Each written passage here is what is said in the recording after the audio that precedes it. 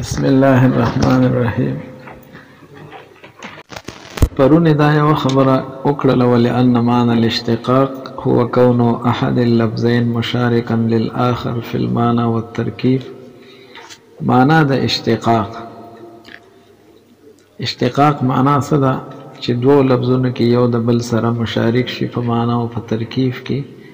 دک معنا د اشتقاق حاصل بينه وبين الأصول المذكورة، دا حاصله ده په من د لفظ الله او د هغه اصولو کې چې کم ذکر شو. پوهیږئ نو په کار دا ده چې دا د څه شي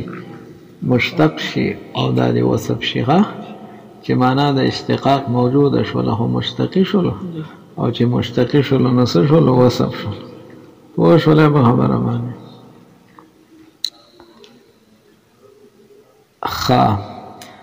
نو د دې جواب یې ورته دا کړی دی چې منکرین د اشتقاق کوم چې د اشتقاق نه انکار کی او هغې وایي دا علم ذاتی دی، پوهیږئ نو هغې انکار کی د اتحاد المعنی. پوهیږئ په خبره باندې؟ هغه وایي د لفظ الله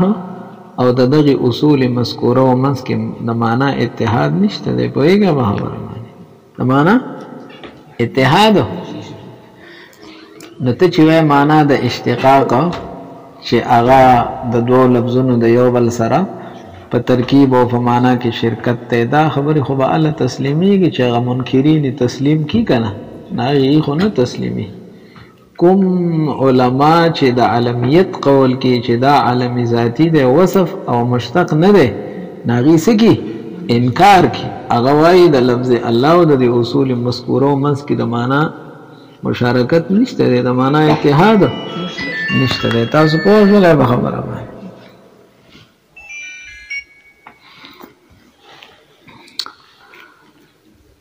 او دویم جواب دا کی چې ما ته ګوره فی صاحب زه مشتق شولو، نو د مشتقي والي سره خو وصفیت لازم نه دی. ولې هر مشتقي بس صرف وصفي؟ پوهېږئ په خبره باندې؟ نه، څه دی مشتقي دی. ځکه اشتقاق ومنلو چې لفظ الله څه دی خو د مشتق دا معنا نه ده چې بس وصفیتو سره لازم دی، خامخا څه دی وصف دی. پوه شولی؟ بلکې څه دی عالم دی د ذات مخصوصه دپاره. پوه شولی؟ وقیل اصله لاها، او دا اخیری قول دی او دی قیل سره نقل کی او بیهی کمزوری دی، نه په دې وجه باندې اخر کې راوړلو. اصله لاها، اصل کې څه دی لاها دی بسریانیه، او دا سریان جبه سریانی جبه ده. پوهېږئ فعرب تعریف کې وکړلی شو، معنی معرف کړلی شو بحذف الالف، په حذف د الف اخیر سره. لاها وکنه نه د الف سره نه حذف شو نو لاه فاتح شو. څه فاتح شو؟ نو چې لاه فاتح شو نو اول کې الف لام راوړلی شو نو څه شولو الله شو. پوهېږئ په خبره؟ و ادخال اللام علیه سره بله مسله بیانې د لفظ الله متعلق د تجوید په حواله او د قرائت په حواله. نه، و ادخال اللام خو د هغې سره شو. فعرب دا معرب وګرځېدو عربي شولو بحذف الالف الاخیره، رستی الف حذف شو. و ادخال اللام علیه او الف لام بې څه شولو داخل شو. و تفخیم لامه، و تفخیم ویلی کېږي په صاحب تغلیظ ته، معنی یو کلمه غټه ویل، ډکه ویل، پور ویل. پوهېږئ؟ او مقابله کې ترقیق دی، یو حرف باریک او نری، نو تا ته وایي و تفخیم لامه. د لفظ الله چې کوم لام دی دا مفخم او معظم او غټ ویل. خو کله اذا انفتح ما قبله او انضم، چې ما قبل فتحی یا ضمی. سنة معنی طریقة معروفة عند القراء، دا د قراءو په نسبت باندې یو معروفه طریقه را روانه. پوهېږئ په خبره باندې؟ اصل کې حفیظ صاحب د الله تعالی عظمت په مونږ او تاسو لازم دی، نو چې لفظ الله ته ادا کوې نو پکار دا ده چې په پوره غونډه ژبه باندې څه کې ادا کړي. پوهېږئ؟ نو چې کله تا لفظ الله ډک وي او مفخم او معظم دی وي، نو دا ټوله ژبه دی کې چې کوم دی نو په ادا کې شریکه شوله. او چې کله تا ترقیقا او باریک دی وي، پوهېږئ دا په طرف اللسان سره بیا ادا کیږي د ژبې په یو طرف باندې نو پکار دا ده چې د لفظ الله په قرائت کې ستا ټوله ژبه استعمال شي په ځای د دې چې یو طرف کې څه شي پوه نه شولې او چې کله ترې نه مخکې کسره وه نو بیا به مجبورن ترقیق کې التم بیا تفخیم پکار دی خو الته مجبوری ده فی صف څه ده ولې مجبوری ده که الته ته ډکوالی راولې نو کسره کې څه دی ثقل دی او بیا اخوا چې ډکوالی ته ځې نو دا ښه درونوالی راځي ښه نو خبره ده ثقل نه اثقل ته ځي ښه یا د خفت نقشې بیهي درونوالی ته ځي نو په دې وجه باندې هلته یې څه ورکو اجازت ورکو چې هلته ترقیق وکړه پوه شولې وقیله او ویلې شوي دي چې مطلقا ای چا دا ویلي که مخکې چې کسره یي که فتحه یي که ضمه یي خو څه به یې وایي تفخیم او غټ به یې وایي ښه نه الحمدلله په ځای به لله وایي دا به هم څه وایي ډک به وایي پوه شولې به خبره نو دا کم خلق چې لفظ الله ډک وایي او مخکې ترې نه کسره یي ښه نو دا قول څه نه شولو غلط نه شولو ښه یو قول دی پوه شولې به خبره باندې بعضې لفظ الله څه وایي لله بده لله وای ډکی وای نو قراء ته ناشنا غوند ښکاری خو یو قول دام دی چې مطلقاً یې ویلی شي په بنا شولې دې د سفر وانه ساتي د دې ثقل او درنوالي فروا نور څه مسله خو بګی نشته خو صرف درنواله راځي قراءت ګران دی جو ګرانواله دی راشي خو د الله تعالی عظمت حاصل وحذف الفه لحن وحذف دا الف حرف دا حذف چې دی نو لحن دا خطا ده خطایی ده داسې خطایی ده تفسد به الصلاة چې مونځ پې پاسېږي ای الله ته کنه نو الله کې چې دا کوم کړه زبر د الف ښکاري که د دې په ځای ته الله وایي څه نو دا داسې لحن او غلطي ده چې مونځ پې څه کېږي اولې پې پاسېږي نو اصل کې بسم الله د فاتحې جز دی کنه او فاتحه خدا غي په نسبانه دا فرض ده کنه څه ده فاتحه نه بغیر مونږ نه کیږي دا غي په نسبانه او سوره بسم الله ور سره نه په بسم الله کې لفظ الله د بسم الله جز دی او دا الف چې دی دا د لفظ الله جز دی ها دا لفظ نو چې دا لفظ الله څه شلو په انتفاع د جز سره انتفاع د کل راځي نو گویا چاړو او نو ویلې شنو مونږ به حصہ ده فاسد ده دغه په نسبانه پوه شولې دغه بسم الله هو حصہ ده کنه ولا ينعقد به صريح اليمين او في صريح قسم دا په نه منعقد کیږي ها څه مطلب اے کم قسم کی چنیت حاجت نی بغیر د نیت نه صراحتن د لفظ نه قسم منعقد شي هغه په نه منعقد کیږي ها اپی سبته والله ده کنه نتو والله ول الف حذف کی یا بالله ده نو بالله بده باندې بالله وای یا تعالی ده نو تعالی بده باندې تعالی نو یمین بهم سن کیږي ها کله به منعقد کیږي چې کله استانیت استاسی ځکه اوس په احتمال د بل شیم راغی نو تعین د قسم د احتمال په نیت سره راځي چې استانیت په پښوله وقد جاء لضروره الشعر او د ضرورت شعری د وجنا راتللی شي ها حذف د الف لکه دې شعر ته وګوره الا لا بارك الله في سهيل اذا ما الله بارك في الرجال دې لفظ الله اولنې نه دی په دې کې الف حذف ته ها الا لا بارك الله في سهيل كبارك الله وين بیا وزن شعری بیا ګډوډ کیږي ها او دا دویم برابر دی ها اذا ما الله بارك في الرجال اذا ما الله نا الله تعالی دې برکت وروانه چې بچا کې په سهيل کې پوهیږي اذا ما الله بارك بالرجال کله چې خدای په سړو کې برکت ورچی نه بده کې دې خدای سره وروانه شي نو وګوره دا اولنې لفظ الله دا محل الاستشهاد دی د دلیل زم دغه دی ها او دا رستی لفظ الله چې دینه دا دې کې الف شته دی ها الرحمن الرحيم الرحمن اسمان بنيا للمبالغة من رحمة كالغضبان من غزمة والعليم من الرحمن الرحيم تيفسب اسمان او يسوي چې دا دوه اسمونه دي او دلته اسمان دا مقابل د فعل او د حرف دي ها داسې نه چې جوامد دي ها د صفت مقابل نه دواړه صفت دي خو کم اسمان دي د فعل او د حرف چې کم مقابل راځي ها او صفتان ذکر نو پیسه چې دواړه یو شان نه دي ها د رحمان متعلق اتفاقی د صفت مشبہ ده خو د رحیم کې اختلاف ته سوق وای دا مبالغه ده په فاعل کې ها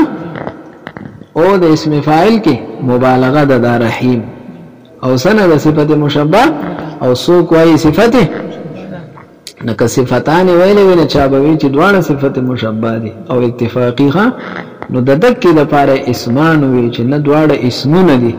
بیا د اسمیت نرستو په صفتیت کې څه ده اختلاف ته رحمان اتفاقی صفت مشبہ او رحیم کې څه ده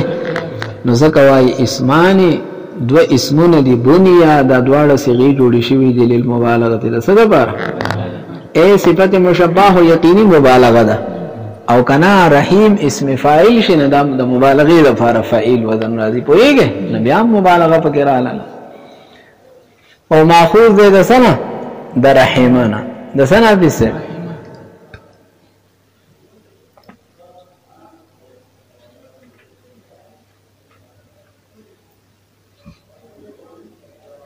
د چانه ماخوذ ده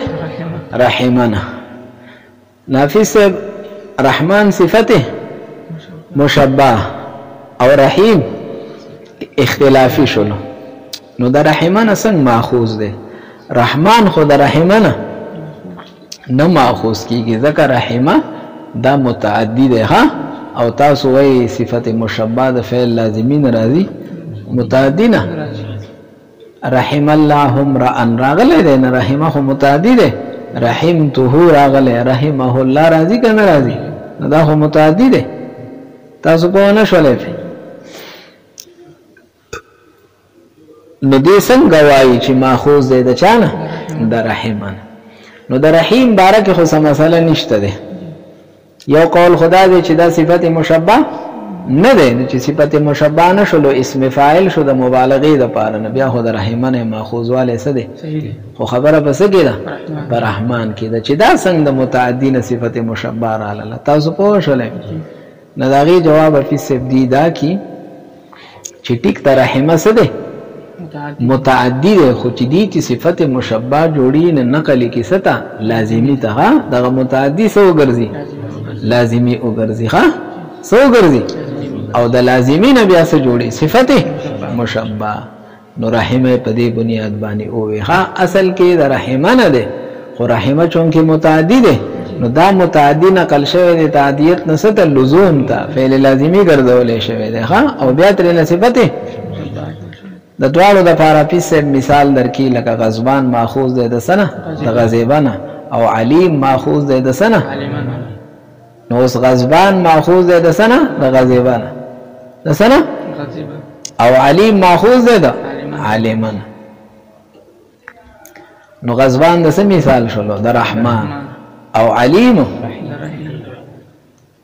والرحمت فی اللغت رقت القلب رحمت لغت کې فی سے ویل کېږي رقت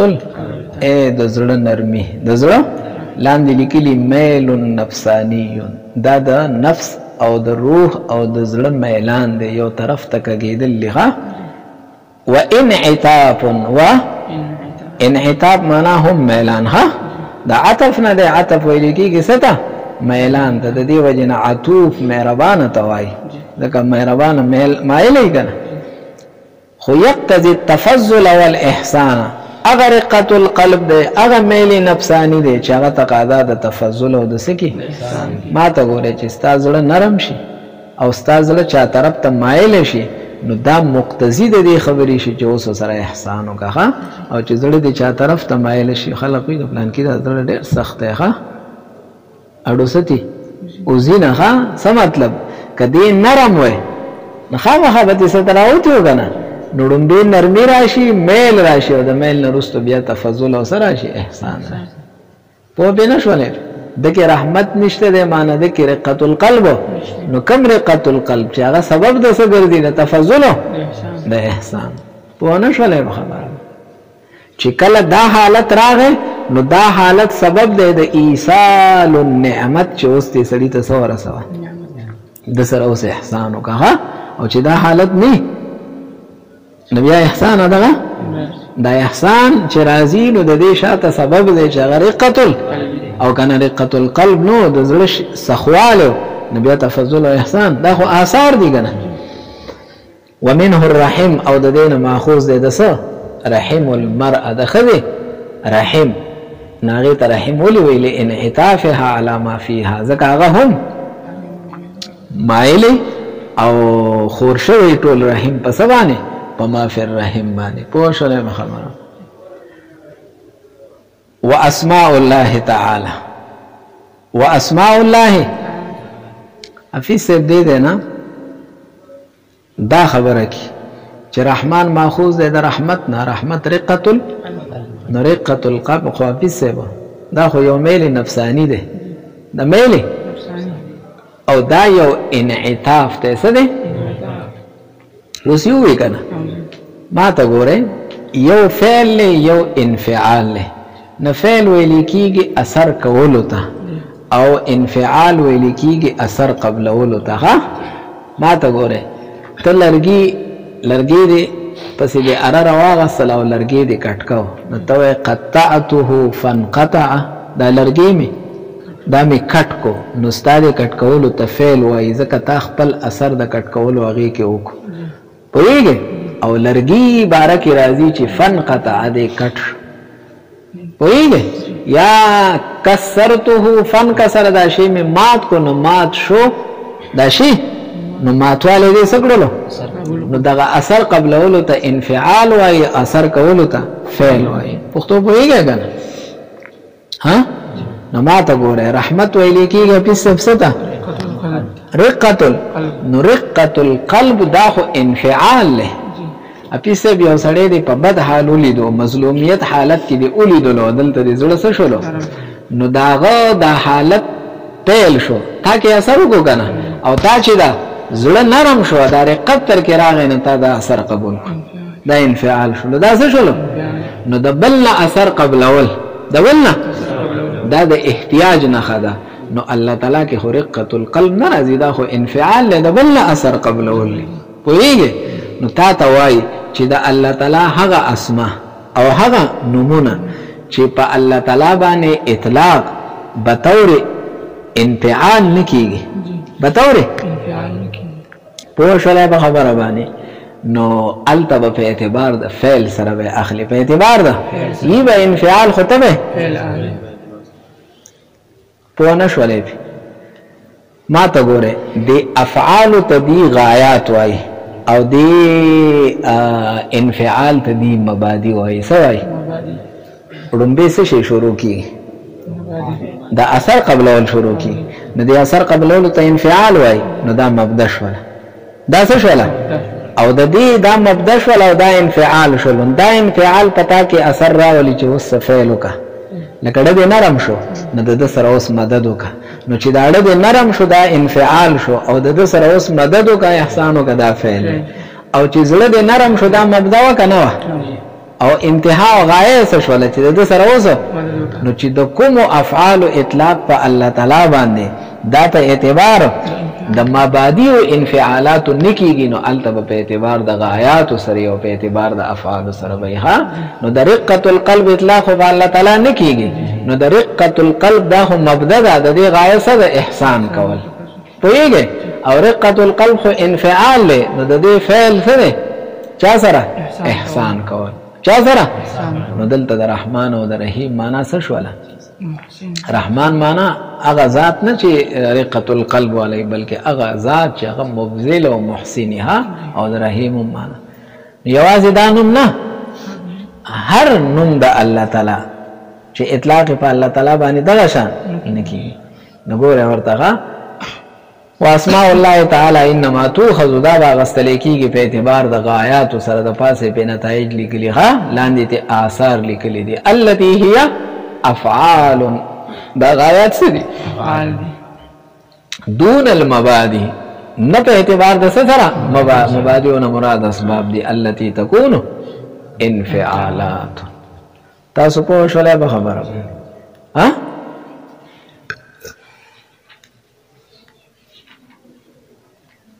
نو د کوم اسماء کم اسماء